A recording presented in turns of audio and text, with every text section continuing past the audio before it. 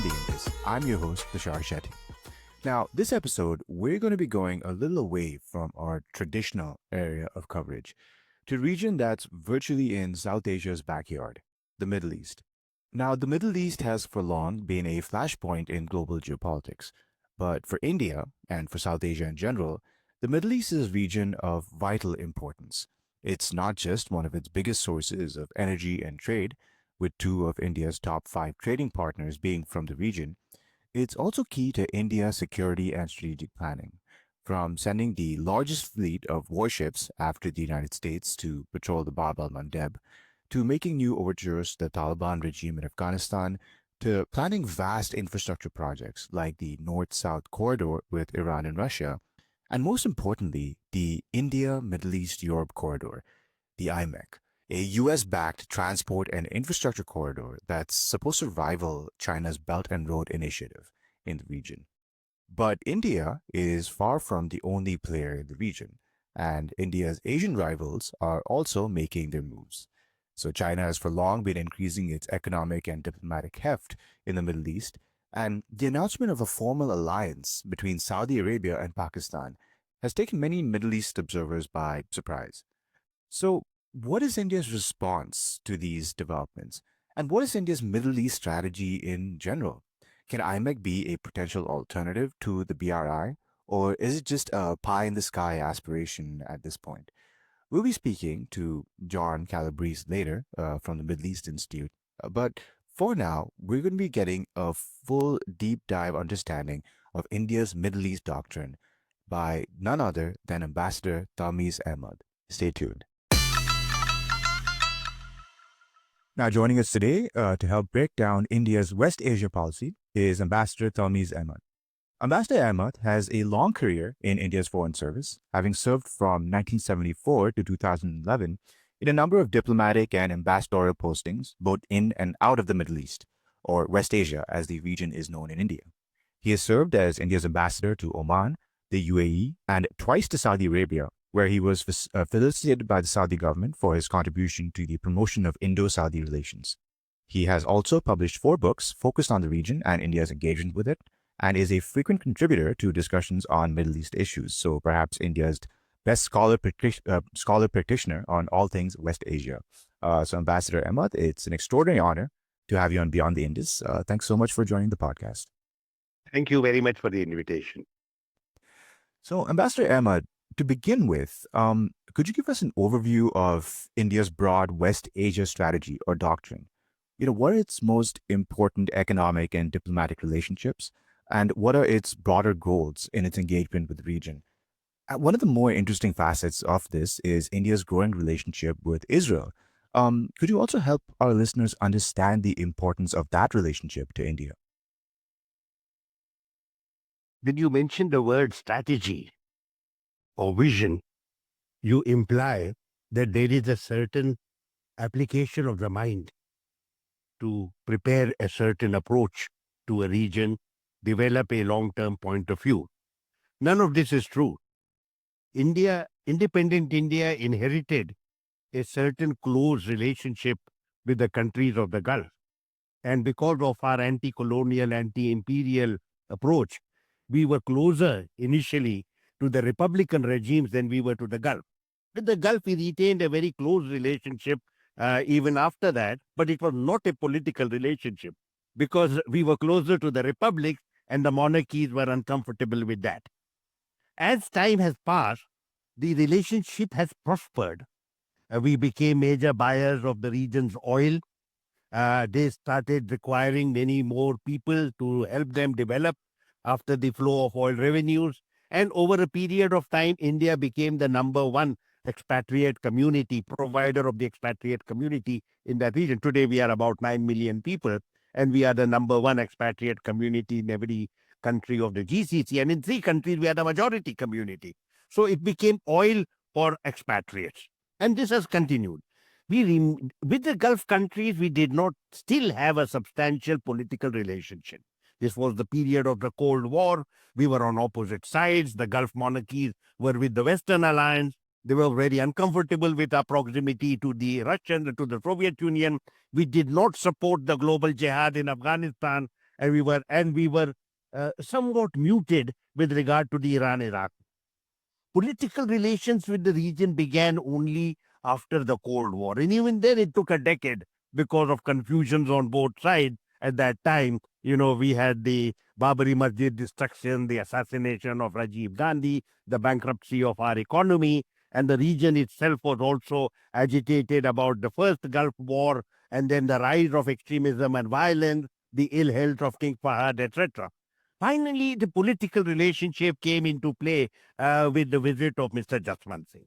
From that time till today, I would describe this relationship as bilateral and transactional, in that we do not take a view with regard to the region as a whole.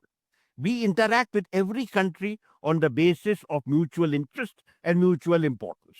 And it is usually the economic factor that pushes us forward. And that is why you find that we are able to have good relations with Saudi Arabia, UAE, Kuwait, Iran, Israel, and all the other countries of West Asia, because they are all compartmentalized. They are each of them separate. And that is the way it has been, and that is the way it is today as well. Right, but I maybe just to follow up to that one, because while we do have, as you said, good relations with all, I wonder if that doesn't compromise perhaps having a closer or tighter relationships with a few countries that might perhaps have greater impact on our local alliances. And I'm thinking particularly right now of the recent news of the Saudi-Pakistan alliance. As someone who's played an important role in India's relationship with Saudi Arabia, I wonder how would you evaluate this new alliance between Saudi Arabia and Pakistan? Do you see this as a major setback for India's diplomacy in the region and its strategy to isolate Pakistan? And what do you think are the long-term implications of this development for India? You see, I have always pointed out over the last several years, Saudi Arabia also has different kinds of relations with different countries. And this is particularly true with regard to India and Pakistan. Initially, for almost all of since our independence up to the end of the century, it was Pakistan that used to be the principal partner. They were allies in the Cold War. They were partners in the global jihad. Pakistan used to provide its armed forces for Saudi security, and also used to provide personnel with regard to the maintenance of airports and training and what have you, all across the Gulf. This continued, and we were not on the same side. We were on the other side. And we therefore, while we continued, we were the people who supplied the manpower. The Indian supplies of manpower began from the 1970s. At one time, it was the Pakistanis who were the most significant presence, and they were, in 1982, when Indira Ji visited Saudi Arabia, the Pakistanis were about 500,000, and we were 250,000 in Pakistan. In Saudi Arabia. And yet, by the end of the decade, in 1990, it is Indians who have become 1 million and Pakistanis who are 500,000. That means there's a massive vote of confidence in Indians, even when the political relationship was not substantial. So what the Saudis do is that they have separate relations with Pakistan and separate with India.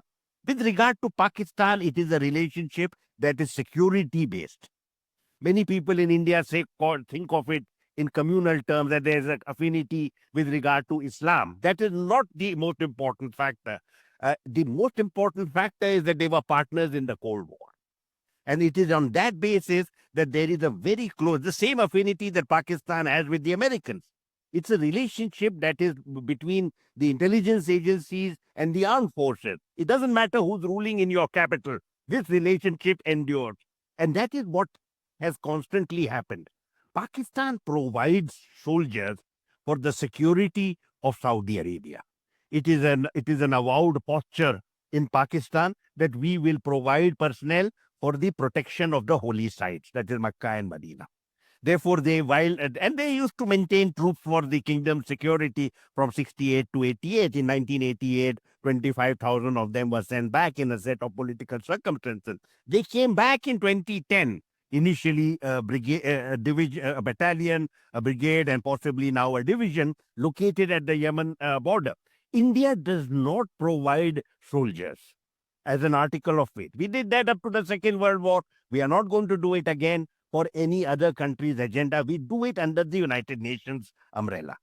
where we are very active, but not as part of a bilateral arrangement. This is the difference between India and Pakistan. India is a major partner in terms of energy, trade, investments, joint ventures, also our human resource, what have you. It's a very substantial relationship. Now it has a strategic content on bilateral basis, but the difference between us will remain.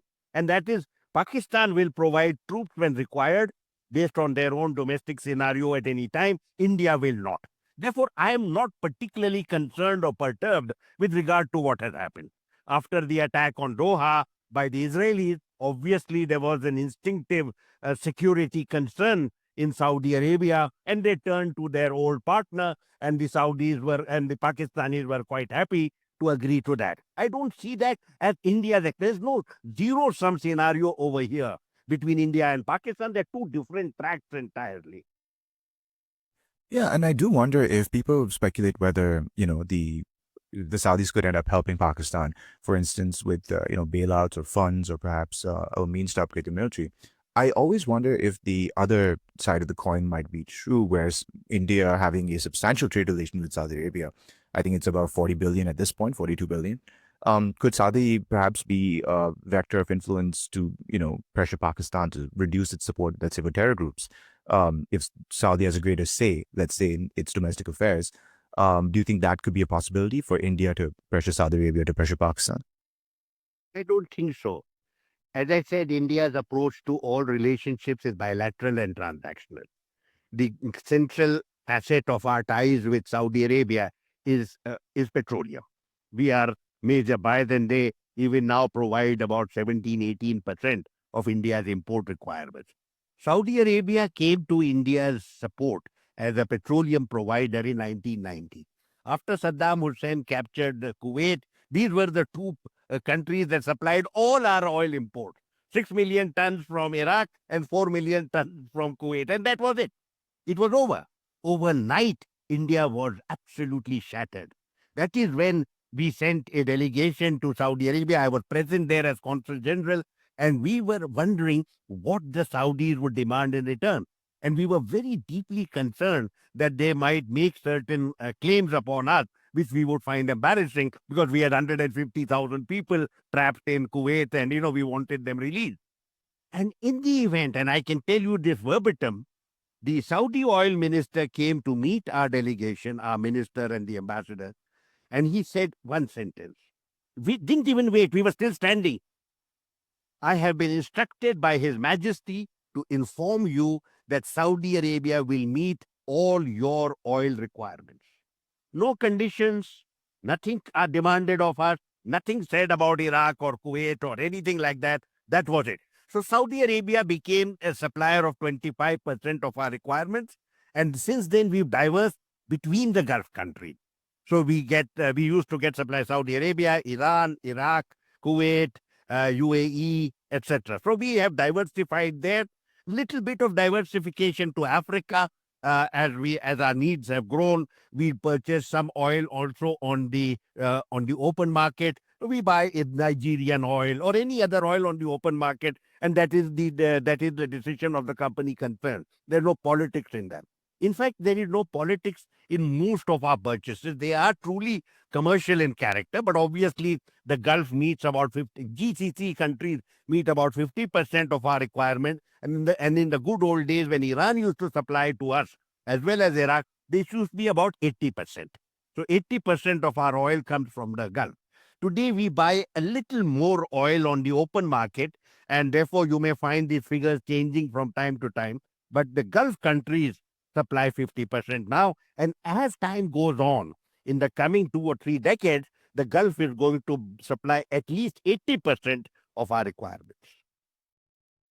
Interesting. And I think coming to, let's say, India's future engagement with the Gulf, I have been hearing, and there's been a lot of talk about this India, Middle East, Europe corridor, the IMEC, that will, is supposed to transform the economic connectivity between India, West Asia, and Europe. And some are even touting it as a strategic alternative to China's Belt and Road Initiative. I mean, what exactly is IMEC? Is it a concrete reality, or is it just an aspiration at this point? Do you think it has the potential to present a viable alternative to BRI, or is it just let's say, a long-term ambition by, friendly governments? This is a delusional concept. And in the given set of circumstances in West Asia, it has no basis in reality. It was proposed in a set of circumstances. This is just when we were at the G20 was coming to an end. It had been hyped for more than a year earlier as the great triumph of Indian diplomacy and a great tribute to the leadership of our distinguished Prime Minister. At that time, when by the time the summit took place in New Delhi, there had been 17 or 18 other meetings, ministerial meetings, and not one of them had resulted in a joint statement because there was a difference of opinion. The American side wanted a sharp criticism of Russia and a muted criticism of China, and India was not willing to go along with that. So we never had a joint statement. Finally, at the summit, we had a joint statement. And I suspect the price to be paid was the IMEC. IMEC was the proposal from the American side. By the way, Americans have made many proposals of this kind in the past. None of them had gone anywhere. Do recall the Belt and Road Initiative is already about 12 years in the making. Already a large part of it has been executed. Almost every country except for India, almost every country across Asia, including West Asia, many countries in Africa are signatories to the project and are participating in it actively. Nothing has happened with regard to IMEC. I want to make one point clear. All logistical connectivity projects function within a political time frame, a political framework.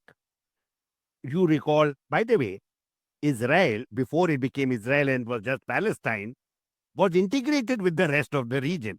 During the time period of the Ottomans, major Israeli major port that later became part of Israel, and major cities, Jerusalem, for example, was connected with every major capital. And then it snapped because the politics changed. And Israel became the pariah nation as far as the region is concerned. Yes, you will have an IMEC at some stage, but that is when Israel is integrated in the rest of West Asia. You cannot just pick up a map and imagine that a connectivity project is political neutral. It is not. Politics has to change to accommodate the project. Recall here our own situation in South Asia. We were very closely linked through the railways with Pakistan as well as through the roads. And yet, once Pakistan was created, we don't have any of those connectivity links, even though you have the road and you have the railway line. When politics changes, we will have those links. So let the politics change. As you know, that the agreement on the IMEC was done just a few days before the Hamas attack. Once the Hamas attack, there was not going to be any way forward. This was part of the American project to integrate Israel with West Asia and establish normal ties with the countries, with all the countries concerned, without addressing the Palestine issue. And I think Gaza has changed most of that. I think very few countries now would have the interest in building up normal ties with the Israelis, given the state of affairs in Palestine as well as in the rest of the region. Right. And I do want to ask about the aftermath of the Gaza conflict, because, I mean, ostensibly we've reached some form of peace agreement or ceasefire. Whether or not that will hold up is, of course, a different question. But I think on a broader level, I think you'd agree that we're witnessing a shift in the strategic dynamic of the Middle East. There's some uncertainty about America's future in the region, and we're witnessing new players like China, Russia, and local players like Turkey play a more, let's say, assertive role in the region or active role in the region. India, too, seems to be adapting its West Asia strategy to this new reality. We're seeing, warships from the Indian Navy being deployed on patrol operations in the Bab al-Mandeb. I think when America is conducting the Operation Prosperity Guardian, the biggest contingent of non-American ships were Indian, if I'm not mistaken. And we're also seeing heightened engagement of partners like Saudi Arabia and the UAE.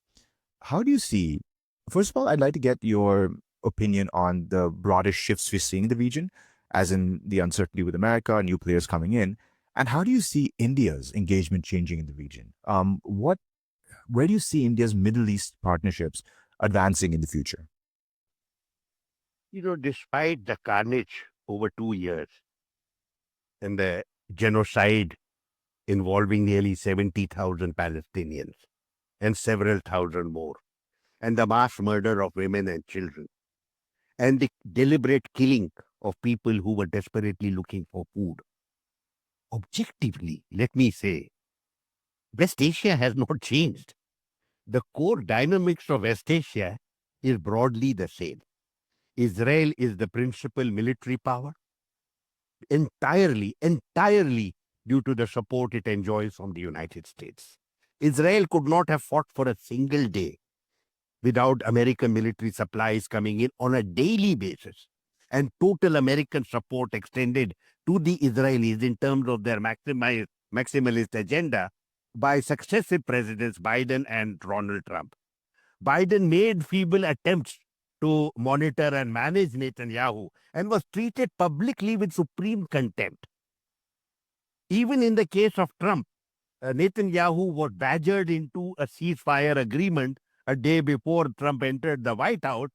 He went along with it for 2 months and then threw it into the garbage heap. So, core change is not there. Israel is the supreme military power.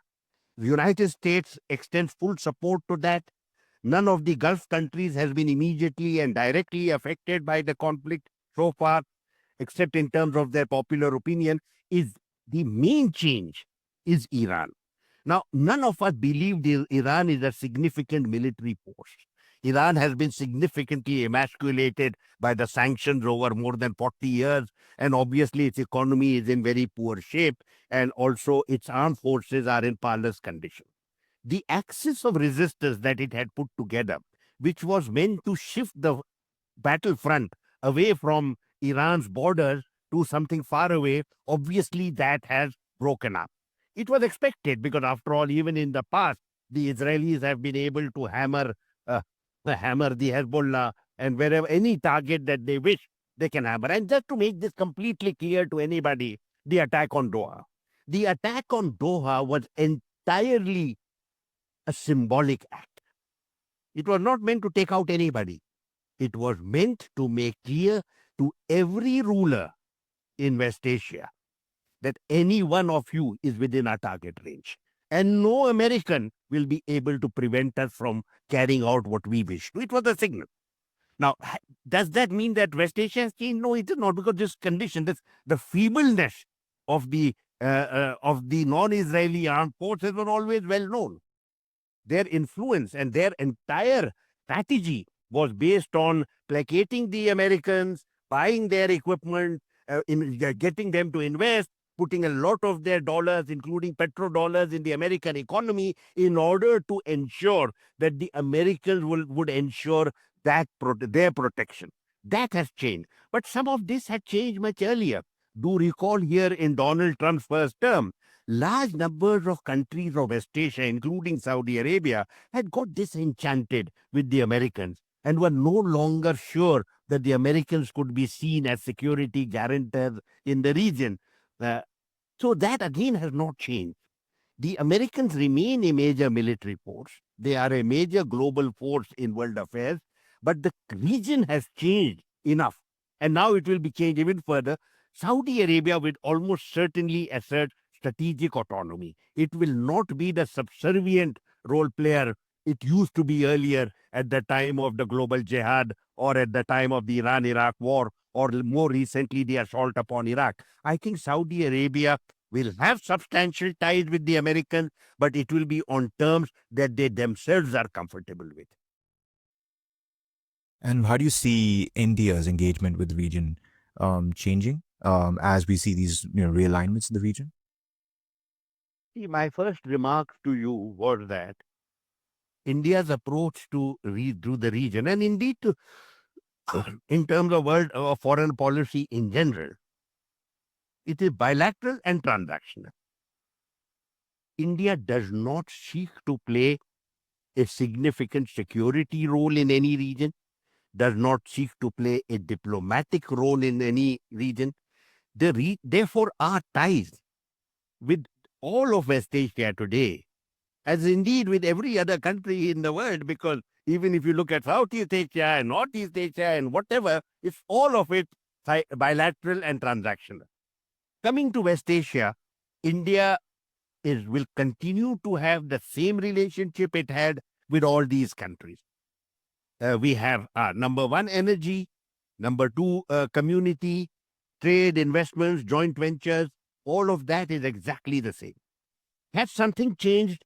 Two things have changed. Number one, we are looking more and more into the frontier areas of bilateral cooperation, technology, artificial intelligence, biotechnology, etc., to see where we can benefit from each other's knowledge and experience. Even that is overwhelmingly bilateral. I know we always hear about I2U2 and all that. It is basically a gathering of businessmen. It is not a government to government entity. Private sector people are meant to sit with people they are comfortable with and see how they can benefit from each other's knowledge. So I don't see I2U2 as a political vehicle in any way whatsoever. The only interesting thing that happened, and this happened in October 2024, our external affairs minister had a joint meeting with the 6 foreign ministers of the Gulf Cooperation Council. To my mind, this is the first time in Indian history that we had such a joint meeting with the Gulf Cooperation Council. And from this, we had a document, an action plan for 4 years. The action plan that has come into the public domain is largely economic in character, possibly connected with logistical connectivity projects that are going to be transnational in the region, and we would like to be part of that. But we don't know any more detail. There is no indication in the document or since over the year that the document was signed that India is looking at any diplomatic initiative that would encompass the region as a whole. This approach is quite different from the one that China has. China, from the very beginning, looked at the region collectively. It has a bilateral dialogue platform with the GCC and with the Arab League. And if President Xi Jinping constantly engages collectively with these entities, it also has a plan, which is why it makes sense to pursue something like Belt and Road. Because when you have Belt and Road, you talk to the GCC jointly and you talk to the Arab League or to any other entity. They also have special envoys for the region and to address specific issues. This is what enabled China to be a mediator between Saudi Arabia and Iran. According to me, and this is my deepest regret, this should have been our initiative. I have agitated now for a very, very long time for India to take a fresh look at its diplomatic posture, to become proactive in terms of our diplomatic initiative, take advantage of the goodwill that we enjoy, the civilizational connectivity, the cultural ethos that gives us both comfort, the presence of our people, and the presence of our business people, hundreds and thousands of them who are very active as small and medium enterprises, as well as tycoons who employ large numbers of local people and have given a great account for them of themselves. I had agitated in 2011, 2012 onward through a series of papers and talk and meetings that we should change our posture, look at the region collectively. At that time, it was encouraged by the fact that Iran and Saudi Arabia were looking at each other somewhat cautiously and could have easily, dissatisfaction with each other could have evolved into conflict.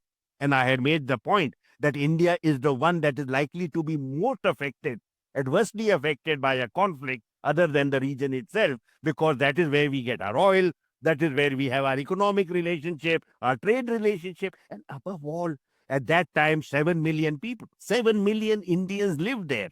Will not many of them be seriously affected, in terms of their lives, in terms of their health, in terms of their livelihood? These were the factors that I used to agitate in those grounds at that time, but there has been no interest whatsoever from any policymaker in India. So we are exactly the same as we were before.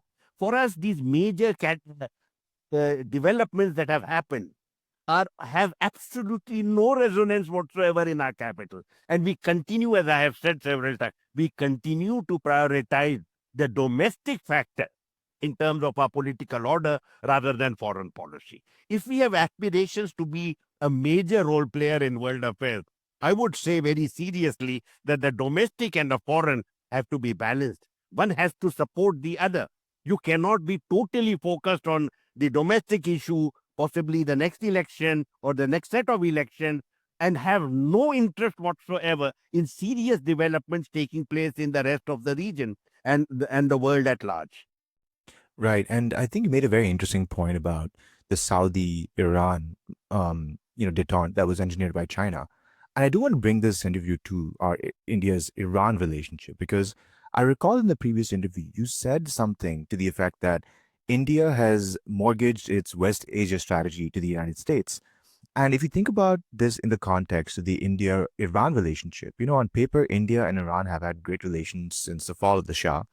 And India can play actually a pretty important role in some of India's regional priorities. For instance, connecting Afghanistan and Central Asia, managing Pakistan. And yet, this relationship seems to have been hamstrung by US hostility towards Iran, as we saw with the oil sanctions and even the recent withdrawal for the waiver for Chabahar. I wonder, how do you see the future of the India Iran relationship? You see, I must make this point a general point. Policy making involves an application of the mind by a serious and collective group that looks at a medium to long-term future, assesses India's needs and capabilities, puts together a vision, plans out strategies to support that. We have none of that. We learn from day to day. And the instinctive response in India is to prioritize our ties with the American over our ties with any other. You have complex relationships emerging with regard to China, with regard to Russia, the European Union, West Asia, Southeast Asia, Africa. But none of them seems to matter to us. I have noted with very deep regret the near total absence of interest and expertise at senior levels with regard to the world, the complexity of the world. So yes, when we had in 2003, you had the visit to Delhi of President Khatami. We signed a strategic partnership agreement. We were looking at a very robust long-term partnership involving defense, intelligence, and also economic partnership, energy partnership, etc. And all of that ended within a year because in 2004, you had Dr. Manmohan saying, now engage with the Americans on the nuclear issue, and there was no one who whispered to the Prime Minister that, look, the nuclear agreement is extremely important for India. We needed to get rid of the nuclear apartheid. But other relationships are equally important. It's a strategic partnership. It is United States that has a problem with Iran. We don't. We should have the courage. I'm not saying that we would have succeeded, but at least our policymakers should have told the Americans that, look, man, halt. We've got interest also. We live here. You don't live here. You have one luxury, we don't. And they've exercised that luxury very often. Whenever things are not going their way, they just pack their bags and run. And they run as fast as they can. They did it in Vietnam, they did it in Afghanistan, and they did it in the case of Iraq. We can't. We live here. This is important for us. And that is the failure. But the greatest failure, I am still willing to call. That's why we lost. You remember Chabahar was supposed to be the start of a major regional connectivity projects with Afghanistan, with Central Asia, going up to Moscow, all of that. None of that happened. And when exactly 10 years later, President Xi Jinping announces the Belt and Road Initiative, India starts sulking. But we had a head start of 10 years. If we had even done some of those projects, it is Xi Jinping who would have been talking to us, wanting to coordinate his project with us. Ours was South-North projects and his was East-West. We could have worked together. None of that happened, and India started sulking on the Belt and Road, talking of strategic outreach or what have you. The greatest error, to my mind, was 2018-2019. Donald Trump came in, withdrew from the nuclear agreement, imposed sanctions upon Iran at a time when Iran had fulfilled all its obligations. Whatever was happening was a matter for domestic American politics and the vicissitudes pertaining to the complex persona of the eminent prime minister, of the eminent president. India just rolled over. Iran was the second largest supplier of petroleum to India, and we just cut overnight all of that. Now, this is where I am concerned about, that Iran is a strategic. Look at the map next door to us, huge country. Americans have their own reasons, overwhelmingly domestic and connected with Israel, to demonize that country. We don't. Why don't we pluck up the courage and tell our American brethren that, look, a partnership means mutual respect. It means mutual respect within a family, within a community, and between nations. If you don't respect me and are not sensitive to my interest, we can't have a partnership. And that is what happens. You are looking at it in terms of what is happening today with regard to buying oil from Russia. Exactly a similar situation. There is no respect for any country. And therefore, you have a megalomaniac in Washington who tells you this is the way you are going to run your life. What is the future? I don't see any serious future. India has, because we have no we have no strategic vision. We are not looking at any logistical connectivity project. We are not looking at the substance of what is happening within the region. And may I add to you, all of these developments that I have been regretting are happening within our strategic space. That a strategic space is that where, when developments happen there, they impinge on your interest.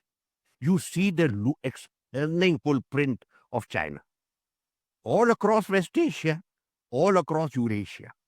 They are all over the place, and we are nowhere to be seen. We are sulking at home in New Delhi.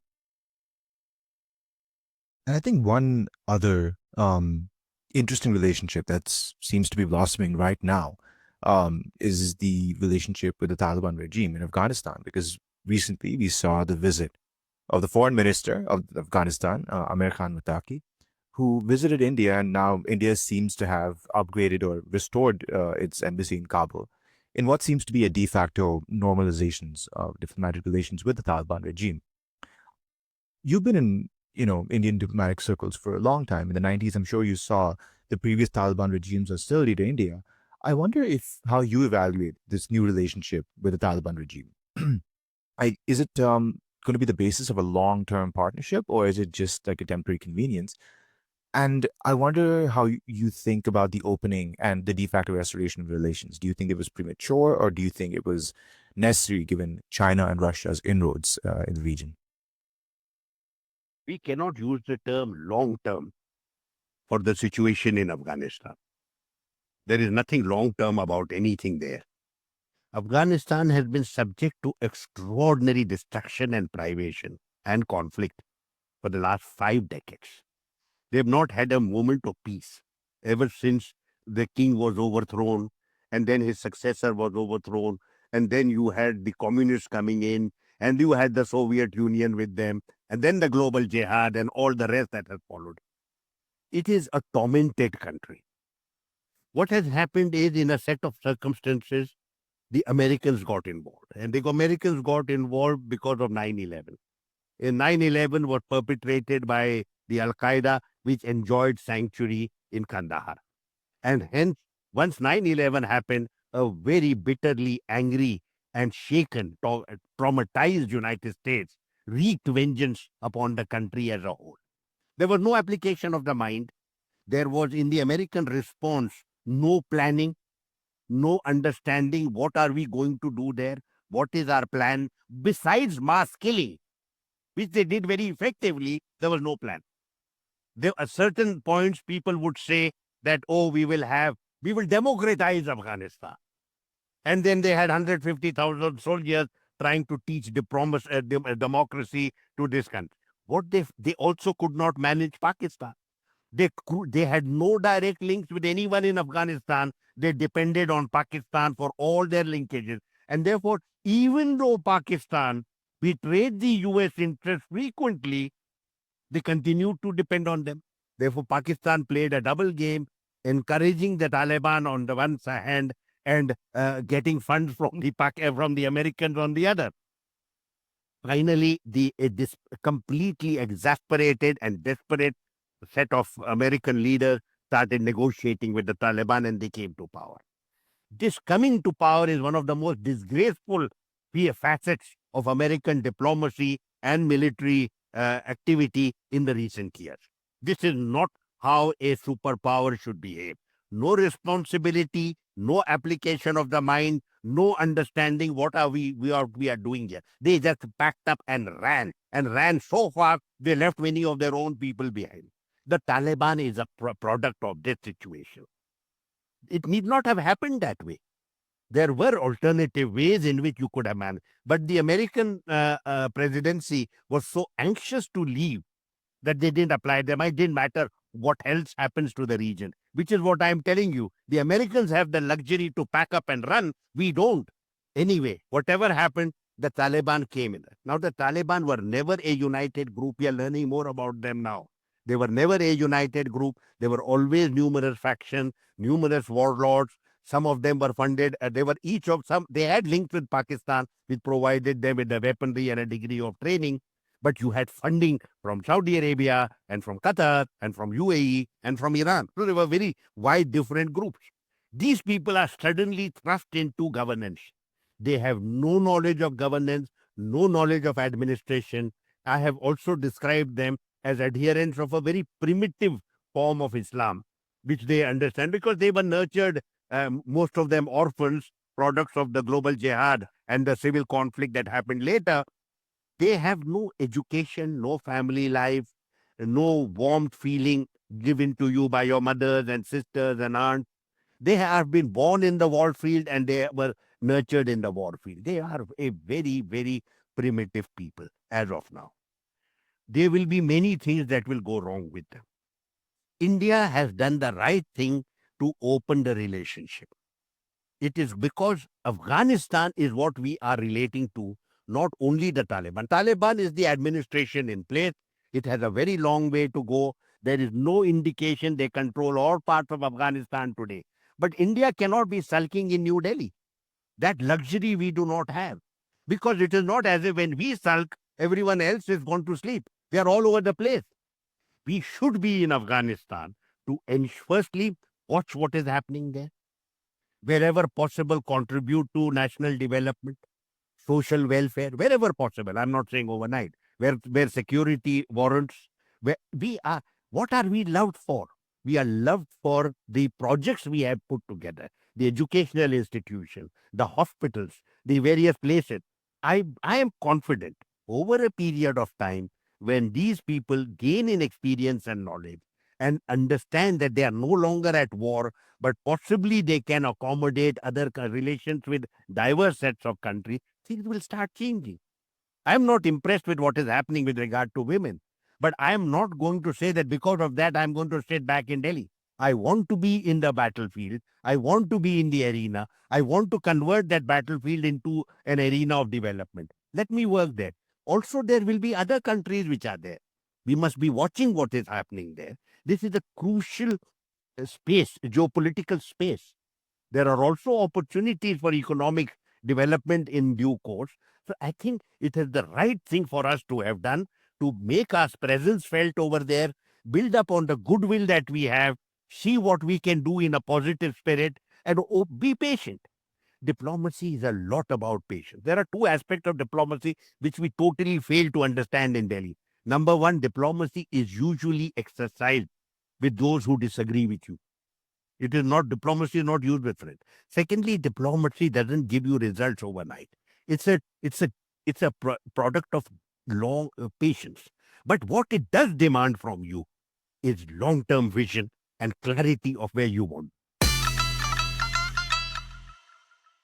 So, joining us today to discuss the wider geopolitical shifts ongoing in the Middle East is John Calabrese, Senior Fellow at the Middle East Institute and Book Review Editor for the Middle East Journal. His work focuses on the international relations of the Middle East with a particular emphasis on cross-regional ties between the Middle East and Asia.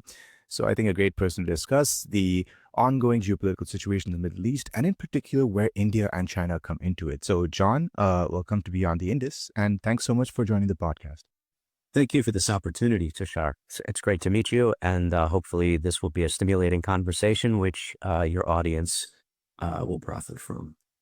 Fantastic. I hope so too. And John, just to get us started with, I want to ask you about the United States changing role in the Middle East because, you know, the United States has always had this historic role as security guarantor in the Middle East for more than 7 decades now, ever since Franklin D. Roosevelt met King Abdulaziz bin Saud in, the end days of the Second World War. But I guess we're witnessing, a change in America's strategic interests. And as its resource needs shift in particular, the big question here is, what is America's future in the region? Is it interested in playing the outsized role that it has historically in the region? So, John, to begin with, how do you see America's engagement with the Middle East, and how do you think it will play out in the coming decades? Yeah, that's a great question, Tushar. And I think you prefaced it by pointing out that for decades, the United States has been, I guess you could say, the equivalent of a regional hegemon. From the very beginning, I think that there was some ambivalence here within the United States about assuming that role, and I think that progressively, as the result of some maybe significant missteps on the part of the United States, and also the changing energy requirements of the United States, as you pointed out, there's been an ongoing reassessment that, coupled with global changes and the onset of so-called great power rivalry, and the demands or the sense that since the Obama administration, at least, the United States needs to recalibrate and also reallocate its its attention and its material resources more to the Indo-Pacific. So this has been going on, though. As I said, the Obama administration was the first administration to really make a point of indicating that the U.S. was, seeking to rebalance in that way. But interestingly enough, I don't think it's just a matter of the United States making a choice or that it's a binary choice. Pivot to the East means no interests in the Middle East. So I would say, in a nutshell, here's what I'd begin with. I'd say that the United States still remains engaged, is still influential, continues to play an outsized role, but that I think we'll see going forward that its involvement will be more selective. I think that it will continue to be a security guarantor where it perceives its core interests to be at stake or at risk. And I think importantly that it will remain, a key, a security player in the region because its partners demand it. So I think, when we think about the future of U.S. and even the current U.S. role in the Middle East, I don't think we should think of it solely in terms of looking at it is solely through a U.S. lens, but also to discuss or to consider the demand signals from the region and the other external players and the kinds of mm, uh, either threats or considerations that then translates to here in Washington. Having said that, though, I think that Washington's been increasingly committed to prioritizing where it commits its forces, where it commits its political capital. And as I mentioned before, I think that the reason for that, uh, or the factors that have driven that, are several-fold. One, as I mentioned, is the onset of great power competition. Two is domestic politics here in the United States, coupled with fiscal pressures.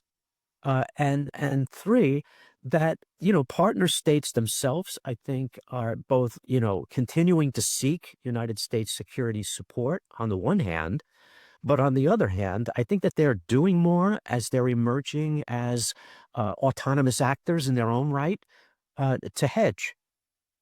So, um, how could I close? How could I wrap this up?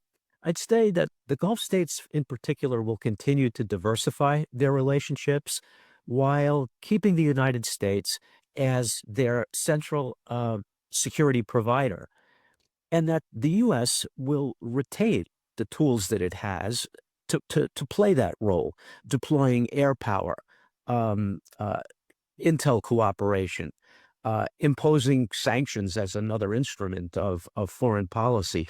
But I think that, the United States, as time goes on, will also insist on, expect, and do all that it can in the way of, demanding or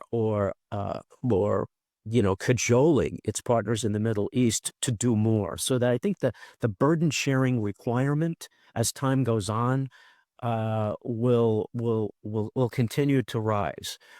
My final point is that I think that the United States will want to retain its military capacity to surge its assets into the region in conditions of unexpected but acute crises.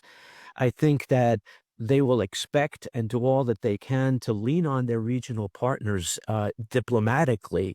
And I think that uh, they'll continue to be willing to discuss the modalities of providing security assurances to their key partners, be it Saudi Arabia, UAE, as we've just seen, Qatar, Israel, and possibly Egypt as well.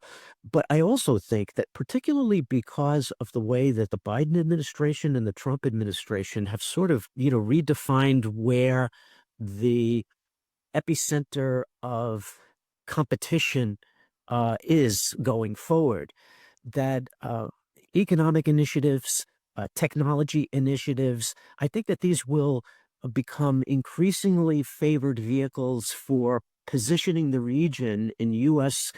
foreign policy as more of a market than, literally a battlefield. And I hope that those remarks are helpful.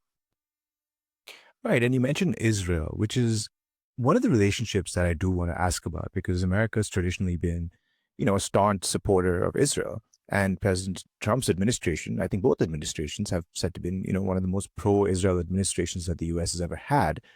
Yet I wonder sometimes how the dynamics of the Gaza conflict may have altered this relationship.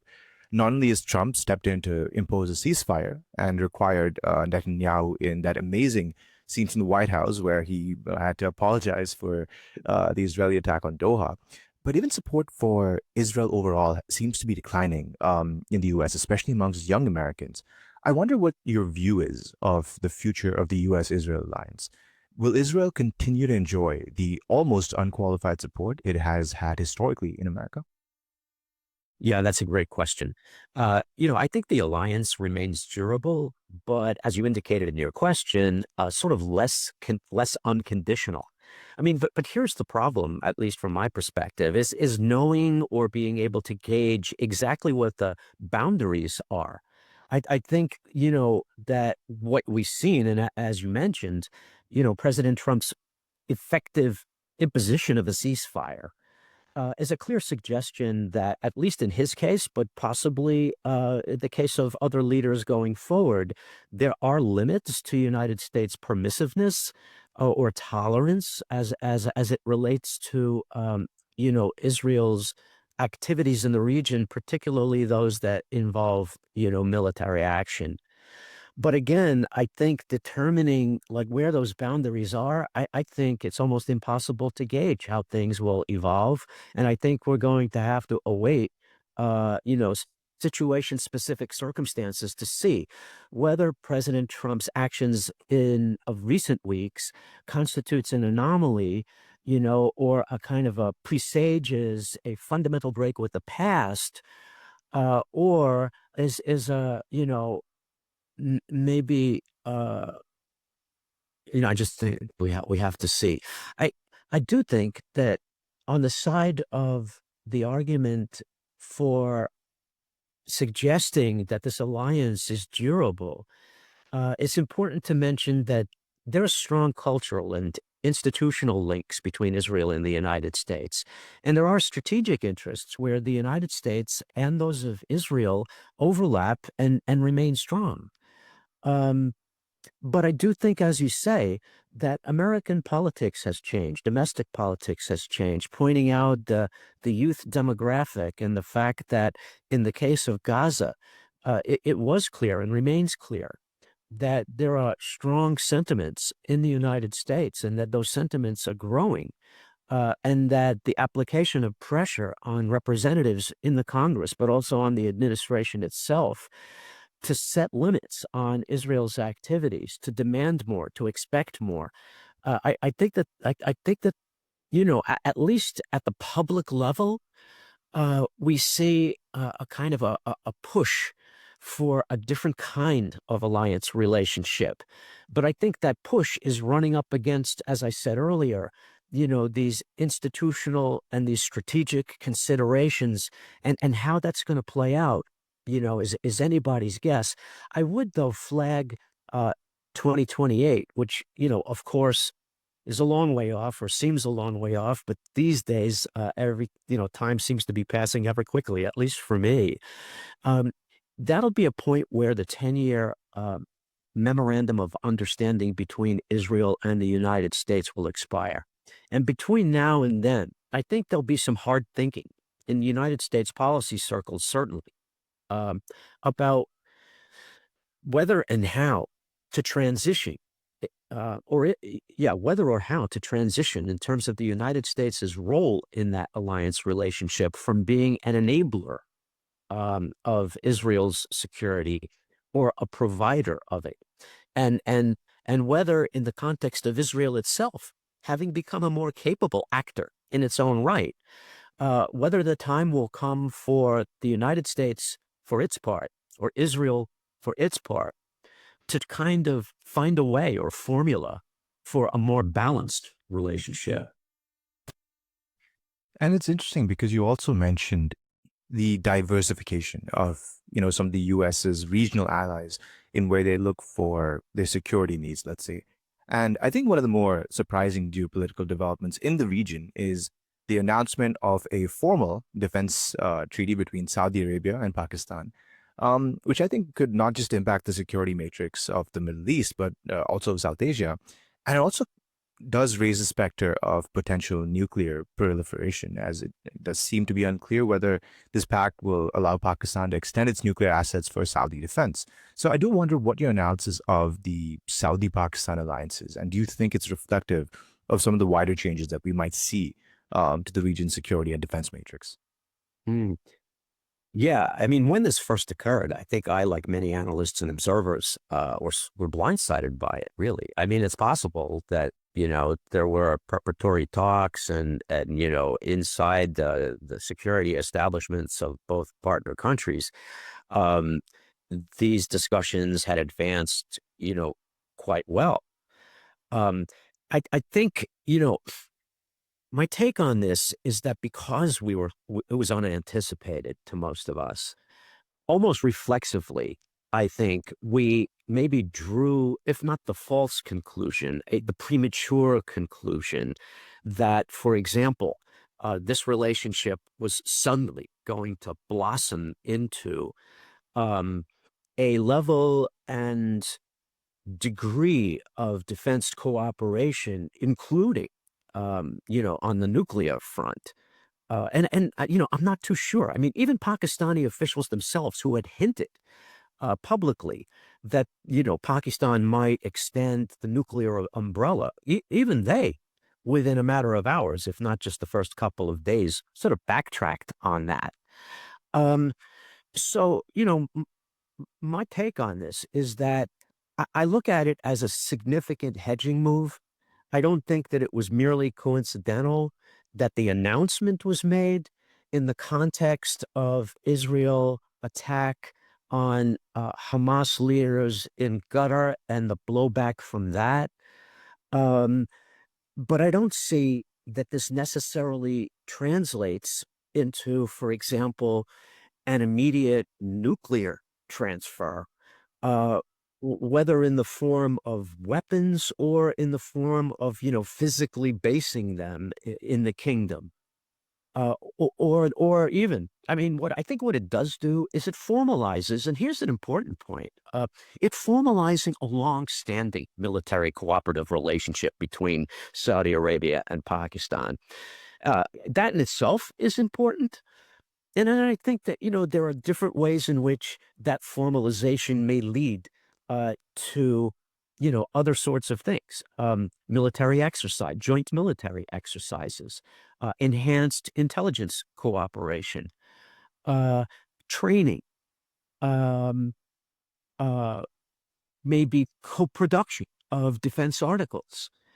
And all those things to me seem to be part of like a wider set of developments that are happening, certainly among the key Gulf players, where whereas the United States remains its principal security guarantor, there has been, for now, as much as a decade, if not longer, sort of incremental steps to diversify their defense relationships. Um, Including, procuring certain weapons systems, particularly those where the United States has been reluctant to provide them. This idea of not only diversifying, but this idea of trying to become, to the extent possible, um, self-reliant. Um, so I think that, this announcement represents to some degree an extension of a past relationship. It also opens possibilities, but those possibilities are those that reflect steps that Gulf partners generally, the Saudi Arabia in particular, have incrementally been taking in the last decade.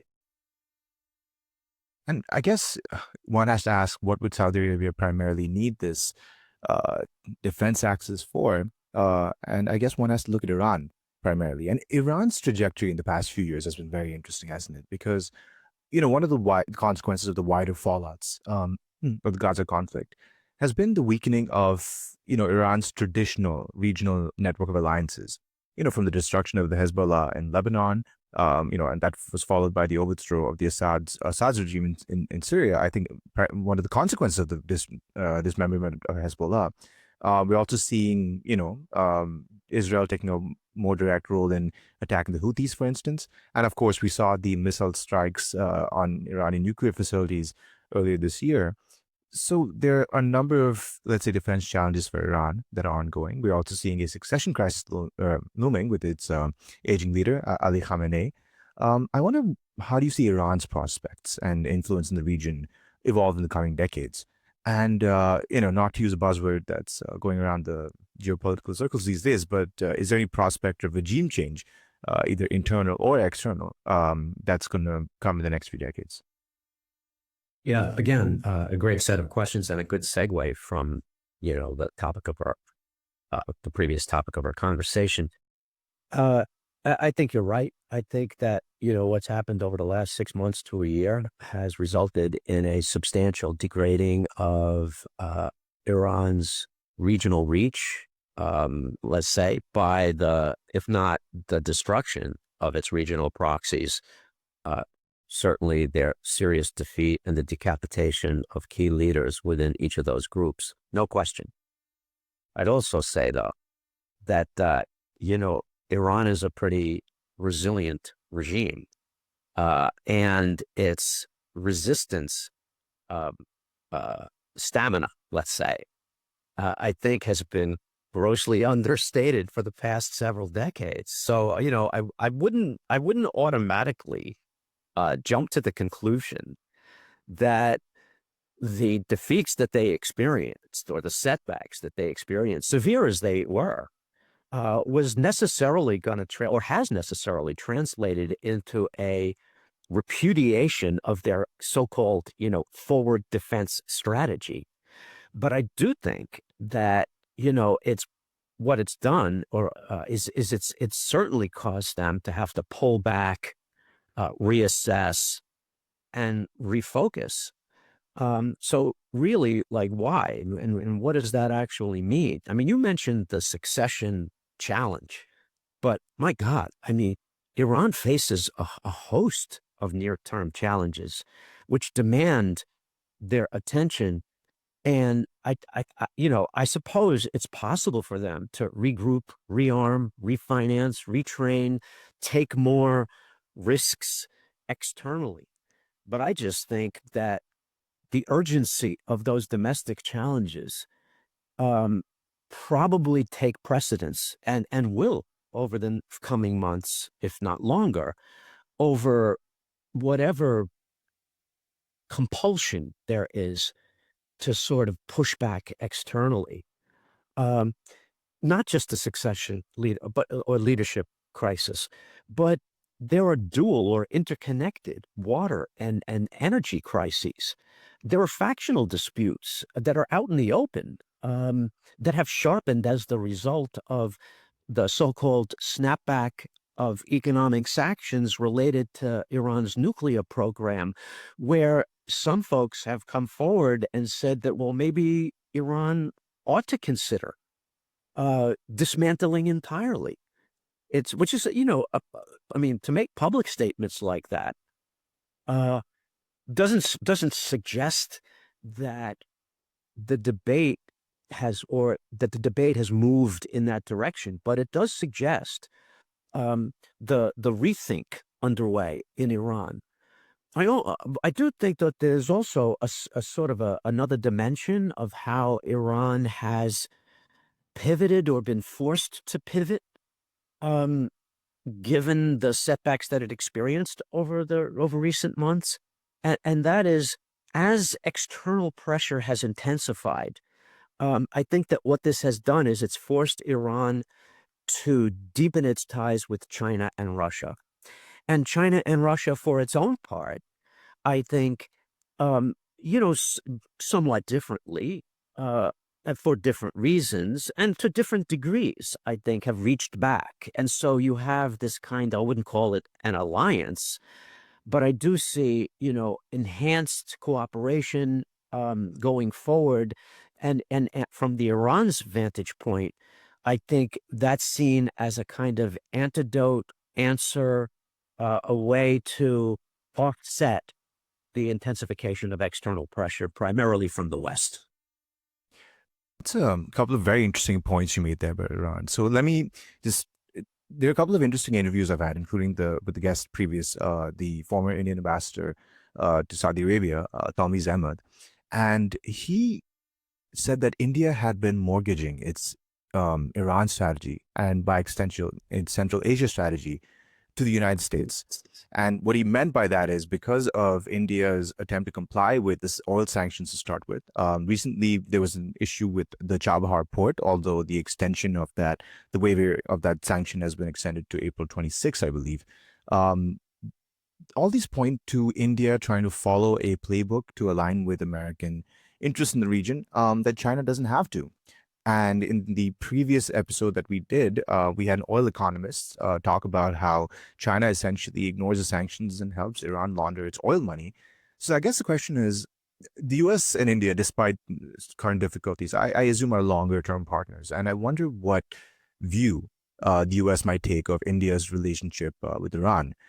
We've seen President Trump be particularly bellicose in both his presidencies towards Iran. And I do wonder to what extent the United States will tolerate India's independent engagement with Iran, particularly in light of China's growing influence in the region.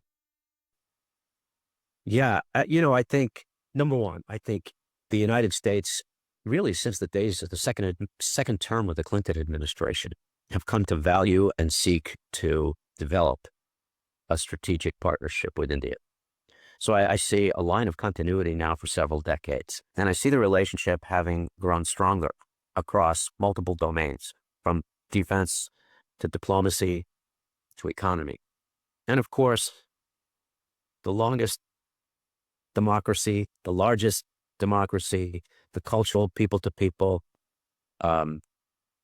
connectivity and affinities. I think that these have created a foundation and prospects for further deepening and further broadening than certainly the decades before. I'll admit that the against all that, the 50% tariff, especially after the deal, it hurts a little bit. No, absolutely. Absolutely. And actually, I want to get to that because, there have been frictions in the relationship throughout its history, from the birth of India as an independent country until today. For sure.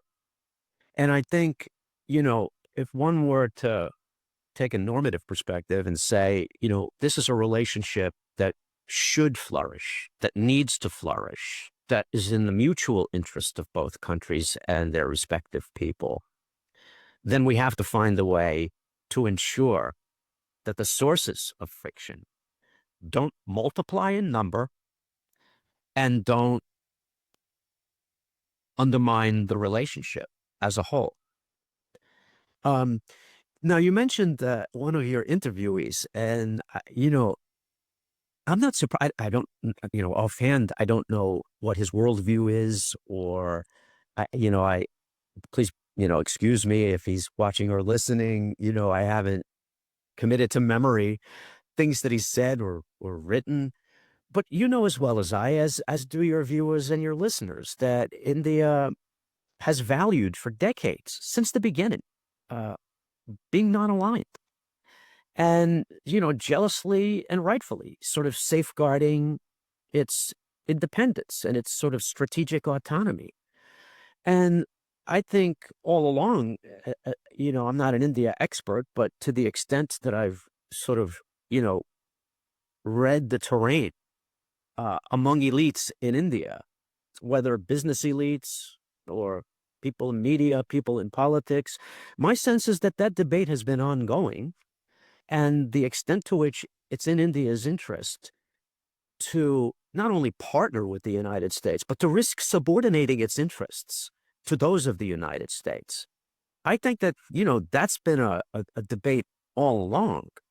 And so it doesn't surprise me, particularly, in light of some of the initiatives, if that's what you want to call them, of the Trump administration, specifically as they relate to India, that it hasn't like evoked a kind of a, justifiably prideful, like, return to the view that India shouldn't be, as you said, mortgaging its policies, its future to the United States.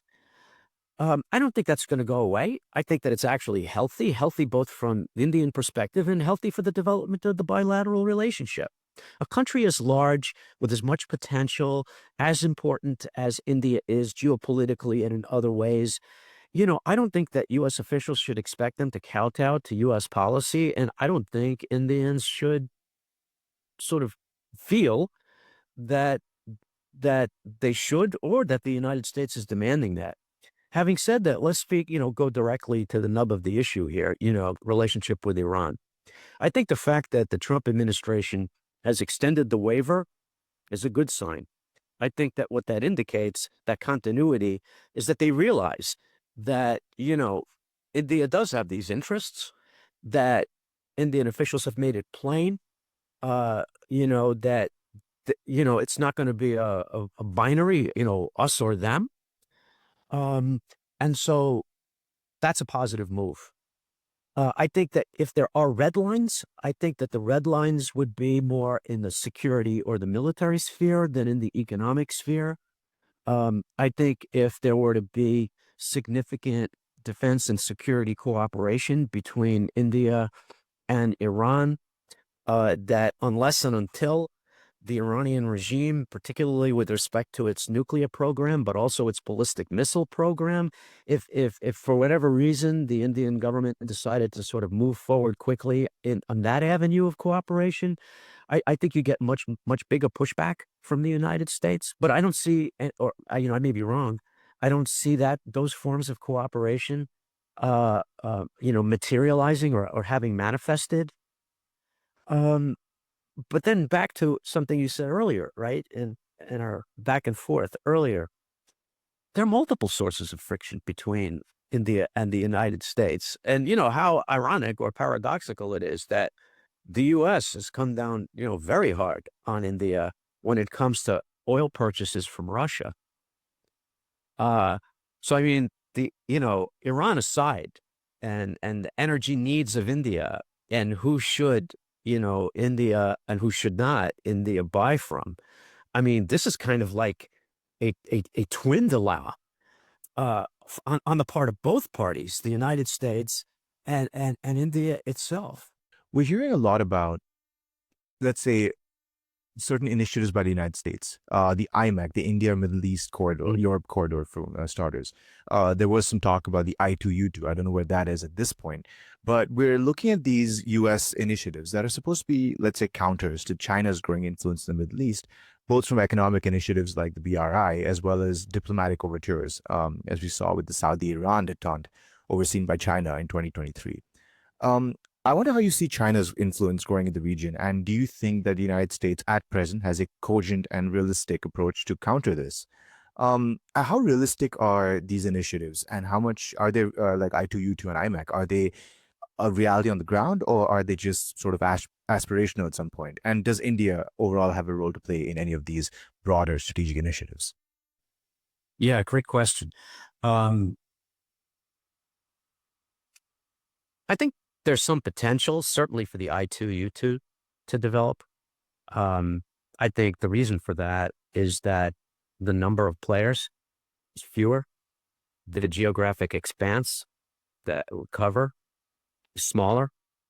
Um, it's more, seems to me to be more practical, at least as conceived and advertised. It's project level focused. Um, it it it it identifies several priority sectors, including health and agriculture slash food, which I think really speaks to more the, you know, societal level mutual benefits that can be accrued if any or some or all of whatever projects have been listed materialize.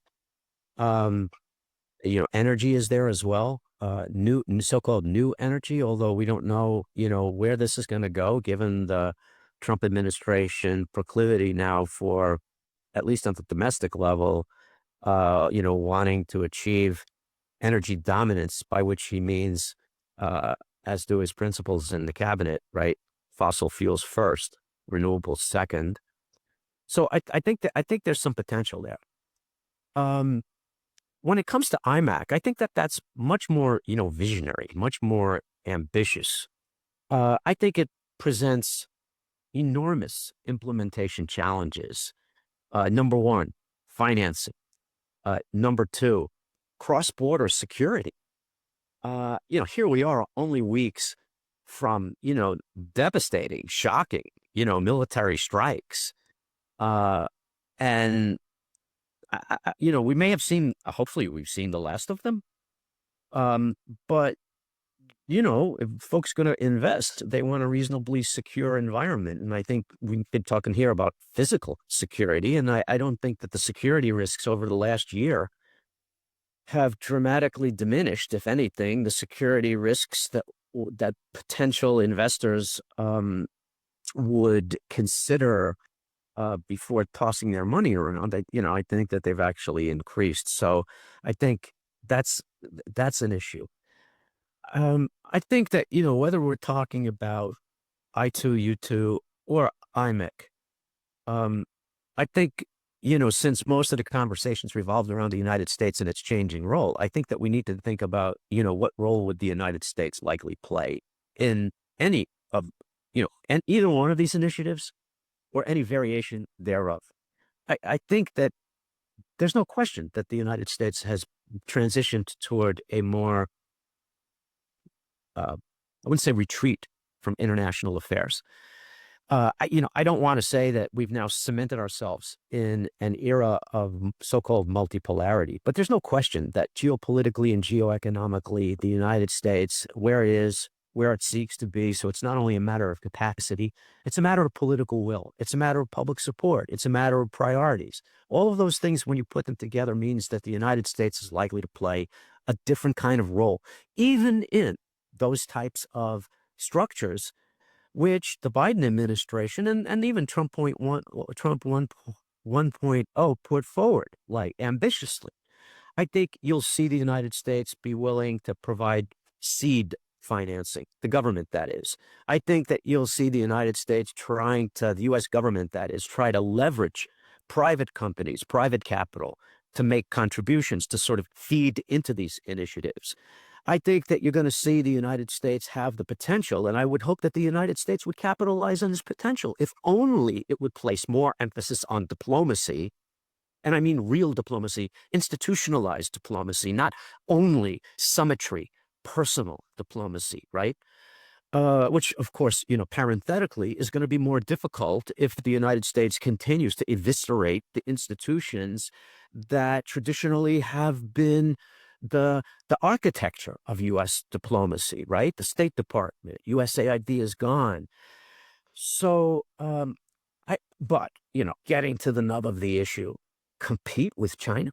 I don't think that members of the Biden administration or Trump 1.0, or maybe even members of this administration, I hope, when they really think seriously about competing with China, see these initiatives as being sort of full-blown counterweights to the Belt and Road Initiative. And if they're thinking in those terms, I think, with all due respect, they're delusional. I think that these initiatives should be seen as complements, right?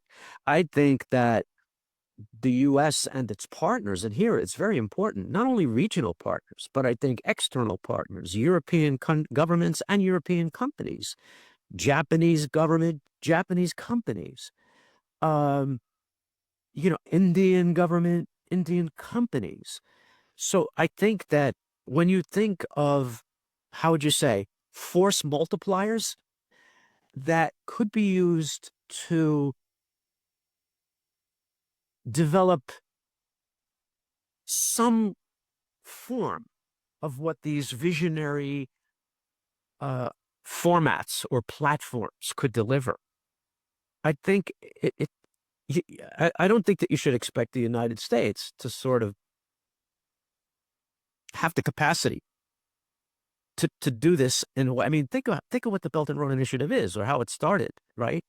It was, and to a great extent, it remains a wholesale state-led, state-supported initiative in ways that neither the United States nor any of its partners, though all of them together, could possibly replicate.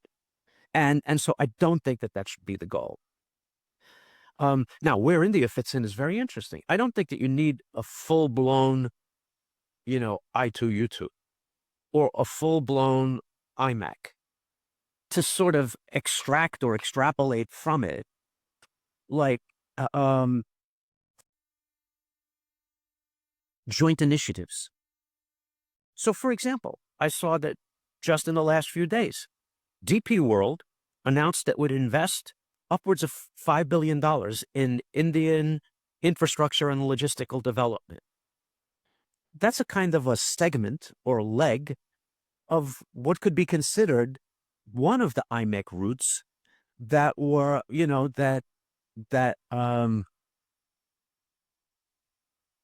was drafted in the original understanding.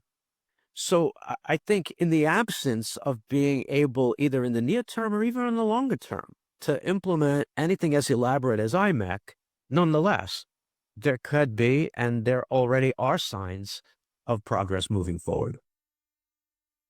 Great. And I think that is another interesting point about, it may not be a sole rival to the BRI, but because there are more countries involved in them and because there are multiple partners in there, it's a team effort in essence. Yes, it requires more coordination, but I suspect it's also less vulnerable, to a monopoly of influence or a monopoly of funds, that has their own, countries would avoid from their own domestic security perspective. I mean, who knows if China's going to, keep the tap flowing and what demands they might make if they need that from you. But that's fascinating. Sorry, you had a point, or? Yeah. It's a great. I wish we had more of a back and forth, because your comments and your questions are a heck of a lot better than these sort of spontaneous responses that I'm giving you. Yeah, I don't think that, let's take the Gulf players, for example. I mean, these are not pawns. These countries have agency. They have visions, literally vision documents. They've begun to develop sort of robust, not just plans, but like implementation efforts to diversify their economies, and not just to diversify their economies, to diversify their external partners and to make that work. And so for the U.S. and its partners and allies to coordinate, even loose forms of coordination, actually speaks to and aligns with the priorities of its Middle East partners. They're not seeking a monopolistic relationship with China, nor are they seeking to become dependent on or remain dependent on the United States or any cluster of countries that you might, collectively refer to as the West. So I think that, there is a kind of almost organic common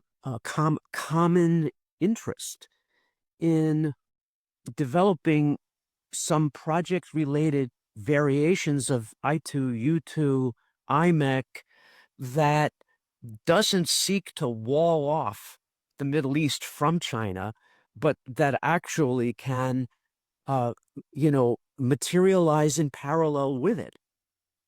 And at the same time, if there are problematic elements of the way in which China deploys its money in the form of loans, quality of projects, promises for job creation that are actually not delivered, then there are opportunities not only for alternative players like the United States and India and Israel and Europe and Japan, right, to fill gaps, but to conduct themselves in negotiating and implementing projects in ways that differentiate from what the Chinese are offering. Expedited projects, favorable financing arrangements, results in terms of job creation. So I think in that way, these efforts could serve as, counterweights, if that's how you want to put it.